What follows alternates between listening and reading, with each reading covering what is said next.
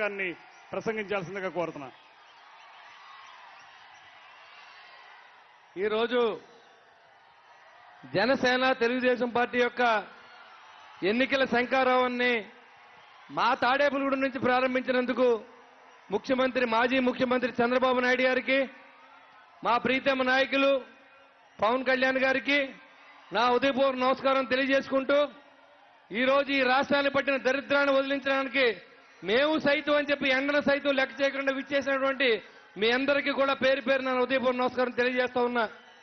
ఇవాళ రాష్ట్రాన్ని 10 సంవత్సరాలు వెనక్కినటువంటి ఈ ముఖ్యమంత్రి సారా వ్యాపారి, ఖనిజాలు అమ్ముకున్నటువంటి వ్యక్తి, ఏదైతే ఇసుకను అమ్ముకున్న వ్యక్తి, వాళ్ళ కుటుంబాలు బాగుపడతారు తప్ప మన ప్రయోజనం ఆలోచించినటువంటి వ్యక్తి జగన్మోహన్ రెడ్డి అనే విషయాన్ని మీరు ఈరిపాటిగా తెలుసుకుని ఉండాలని నేను గమనిస్తా ఉన్నా. ఎంతో మంది ప్రయత్నం చేస్తా ఉన్నారు.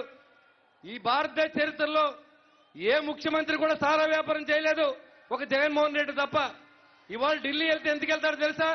బాబు మేము కోర్టుకు రాలేం, మమ్మల్ని ఎగ్జామ్షన్ ఇప్పించండి, మా తమ్ముడిని అరెస్ట్ చేయకండి, కోడి కత్తి సీన్ లోనే ఉంచండి అని అడుగుతాకు వెళ్తారు తప్ప పోలవరం ప్రాజెక్ట్ ఇవ్వండి, ప్రత్యేక హోదా ఇవ్వండి, విశాఖ స్టీల్ ప్లాంట్ ప్రైవేటైజ్ అవ్వకుండా ఆపండి, అంతేగా రాజధాని ఇవ్వండి అని అడిగి దమ్ము లేనటువంటి ఈ ముఖ్యమంత్రి, ఇవాళ రాష్ట్రాన్ని సర్వనాశనం చేసినటువంటి ఈ ముఖ్యమంత్రి, మరి 5 సంవత్సరాలుగా కష్టపడిన చంద్రబాబు నాయుడు గారు 2014 నుంచి 19 వరకు ఈ రాష్ట్రాన్ని అభివృద్ధి చేస్తే హైదరాబాద్ తో పోటీ పడినటువంటి రియల్ ఎస్టేట్ రంగాలు కానీ, నిర్మాణ రంగాలు కానీ, టిట్కో ఇళ్లు కానీ, పోలవరం ప్రాజెక్టు కానీ నీకు ఏమైనా దమ్ముందా మాట్లాడతా కానీ అడుగుతా ఉన్నా.